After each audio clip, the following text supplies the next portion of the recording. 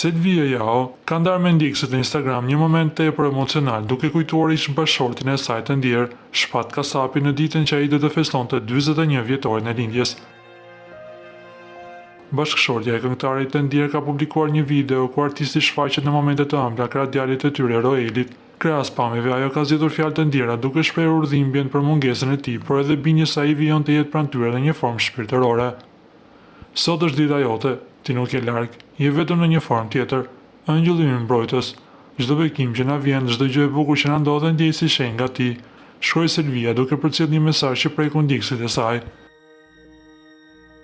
Në vijim të dedikimit, ajo ndalet të momentet me djalin e tyre të vogël, duke treguar se si çdo fjalë dhe veprim i tij i kujton praninë të atit. Roeli po thot deli, dhe zemra ime e di që ti e dëgjon, që je pranë nesh, urimet e tinjë në parajs Shpat, 5 muaj pa ty, por gjithmonë në zemrat tona, përfundoi Selvia, duke përlotur kështu fancat e saj.